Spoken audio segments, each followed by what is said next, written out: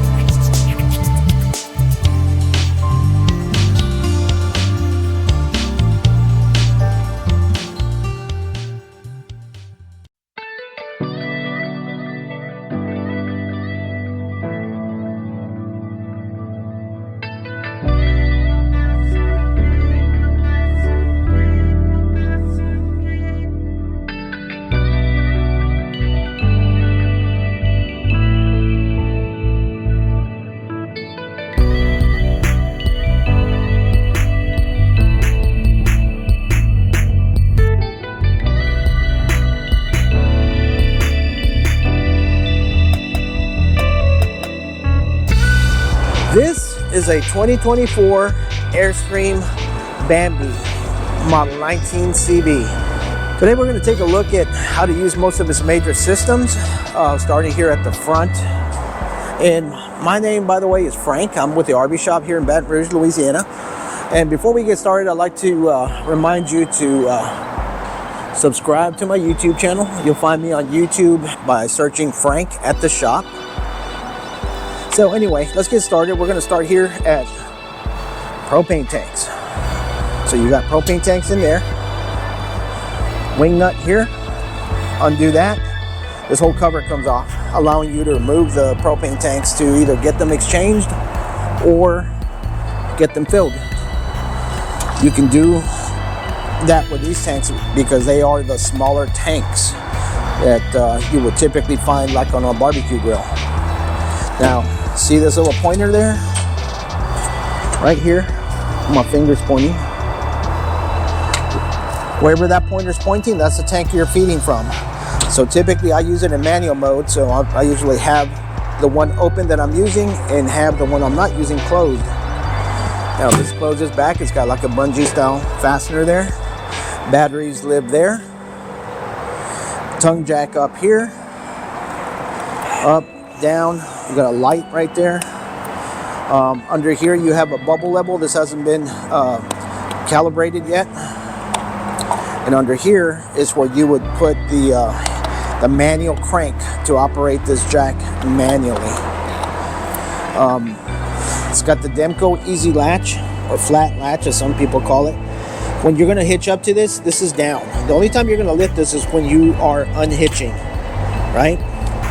Other things you have here is your spare tire. Spare tire lives right there. And there's a pin that must be removed there to be able to drop that spare tire. You have a connection there for an auxiliary solar panel. This trailer already has the solar panel upgrade, so probably don't need to use that. You have a propane port here. That's that yellow connector there. That's for hooking up maybe a barbecue grill. Now you do have this label here which tells you what the recommended air pressure is on your tires by Airstream. So keep an eye on that. This is the outside of your furnace, outside shower, hot and cold water. Very important, whenever you open this, you're always going to have trouble putting the hose and whatnot back in there.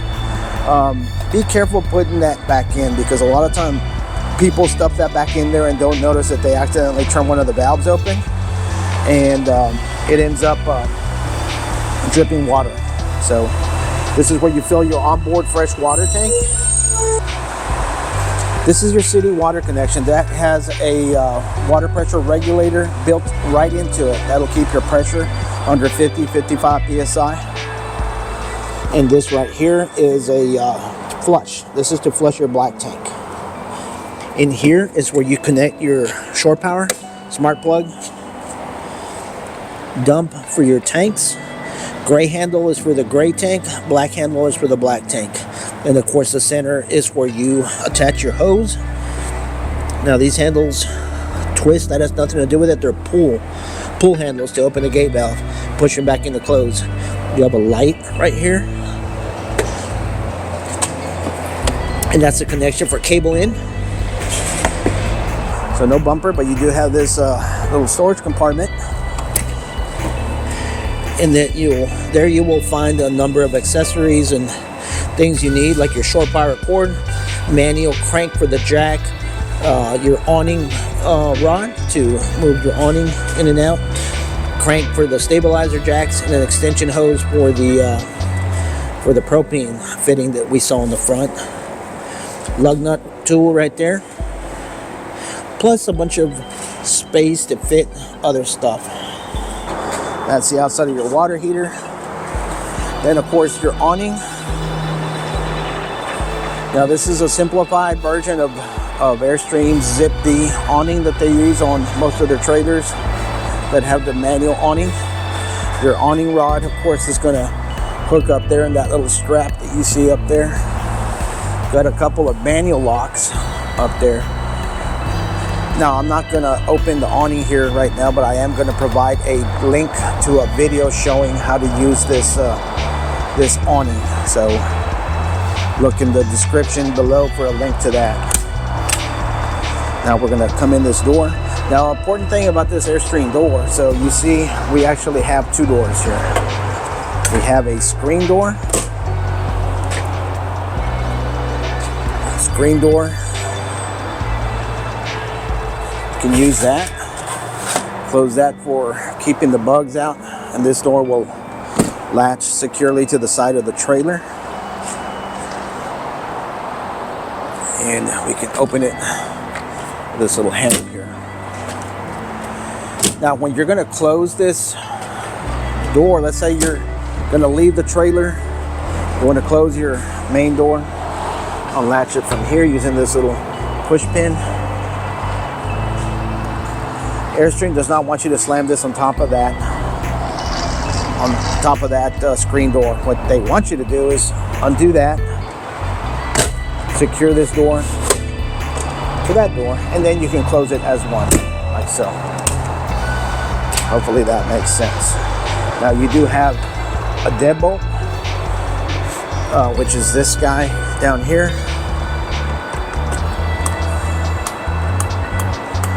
It's your deadbolt, and then of course your latch, your latch, which is this. Right there, it's in the lock position. Be careful with this, because if you put this in the lock position and close this door, you are now locked out of your trailer if you don't have your keys with you. So beware of that. Now we're going to hop inside and look at some stuff on the inside. Now, when you're going to use the trailer, important to note, we have a battery knob. See that knob? That is to turn on the power. That is our connection to the batteries that we saw up front. That knob must be on when we're using the trailer, or anytime you're plugged into shore power and want the trailer to charge. If that knob is turned off and you're plugged into shore power, you will get no charge because the electricity cannot reach the batteries. So keep that in mind. Now the other thing you see right next to the power knob is that black thing. That is a propane leak detector / carbon monoxide detector that is hardwired into the electrical system that does not use a battery. That thing will give you a 20 or 30 second beep, like every 20 seconds or 30 seconds it'll beep if the batteries are getting low and you're not connected to shore power. So because it is hardwired into the electrical system. Now over here we have a status panel. This will show you how much charge we have in our batteries, how much fresh water we have, how much gray, how much black. And of course that green light indicates that we have our water pump turned on. That is our on-demand water pump.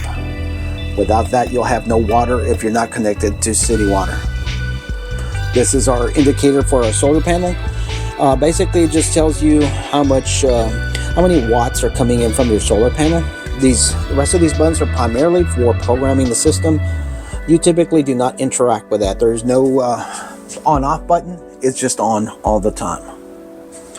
Now we have a number of outlets on this trailer, like that. There's some more back here in the back. Now these outlets will only have power when you're plugged into shore power. I mean, it is an option on this trailer to have it, order it with the inverter package. This one does not have the inverter, but if it has the inverter, then those certain outlets that are marked inverter would have power when the inverter is on and you're not connected to shore power. This one, like I said, does not. It's optional on this unit. You have a stove. This little button in the center is the sparker. So turn the knob on, press the sparker. Very simple to use. Let this cool down before putting the lid down if it's gotten hot. Sink, table, that converts into a little bed by folding that leg, and this table comes down. These are all the manuals. It comes with 2 sets of keys, observation monitor for the camera system that's in the back. You got an AM, FM, Bluetooth radio, USB port that goes into it, and this is the power button for the TV antenna. TV antenna is of course what gives us our picture here. That's what we're watching right now, so that's local Baton Rouge area channels. And we got another outlet up there with some USB ports and I think a 12-volt port. Refrigerator runs on 12 volts. This is not propane powered, it is not 110 powered, this is a 12-volt refrigerator. The power control knob is down there behind this drawer. Then we have a little freezer section.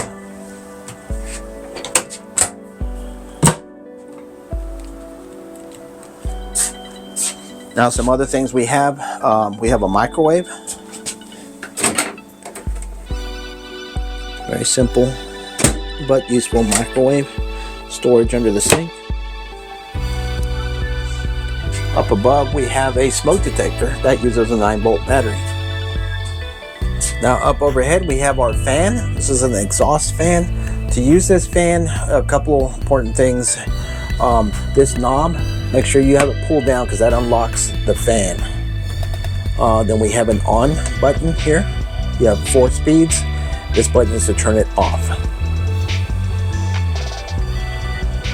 And then you have to turn this knob to open it. Now on the higher end models, this of course will be electric powered to open it. Off, turns it off. Now the lights, we have a couple of different styles of switches in the trailer. We have on off, and then we also have these that have a dimmer built into them. They're touch sensitive. Down here we have our breaker box. Right here we have our 110 breakers, 12-volt fuses. They're all labeled on both sides. If one of these fuses blows, a little red LED light will light up next to it, which will be visible through this window. So if you come in the trailer and see a red light shining through that little window, you know you got a fuse out. The TV, you can pull this strap here, that'll release the TV so you can extend it and actually fold it all the way where you can view it from that table. Now the shower area and toilet is behind this door. This can be configured like such to give you plenty of space in the bathroom, or when not in use you can fold this away to give you more space in the bedroom. Then you strap it with a strap to keep it from bouncing open when you're driving. So now over here in the sink we also have our control for our water heater. Now we can turn it off, we can turn it on, we can set a maximum temperature by using the up down arrows. This will change it to Celsius. So very simple controls. Now this isn't a tankless on-demand water heater. The way this works, basically it senses when you turn on hot water. So like if I open this faucet on hot, you see those lights? Now we're looking for a burner symbol, for a flame to light right in the center. See that flame just came on? That tells you the burner is lit and water is getting hot. Once this the temperature reaches about 113, 115, we should start to get hot water. And there it is, we have hot water. So very simple. Now I turn off the hot water. You see the flame goes out. Flame is out, that means the system is shut down, and that fan will continue to run for a little bit, maybe 30 seconds, and then it'll shut off after it's cooled down the equipment. Now you can't leave that on all the time when the trailer is in use. It's not going to burn any propane whatsoever. It only burns the propane when you open hot water. So even though it's been on all morning, it's used maybe 30 seconds of propane. So that's really nothing. This control up here is for our furnace. Very simple to use, conventional furnace. You got a button here to turn it on, button to turn it off, and temperature control is on the bottom. Now our air conditioning, this one has manual controls up above. So we can turn it right here. We're not connected to shore power, so this is not going to work. But yeah, it's manual controls to turn it on. Then these slots to give us more air. A filter that must be cleaned every now and then. And that's going to bring us to the end of this video. I hope you found this information useful. My name is Frank with the RV Shop here in Baton Rouge, Louisiana. And I do hope you will remember to subscribe to my YouTube channel. You can find me by searching Frank at the Shop on Google or YouTube and click on the RV Shop logo. Again, this is Frank at the RV Shop in Baton Rouge, Louisiana. Thank you for watching, and I hope you have a fantastic day.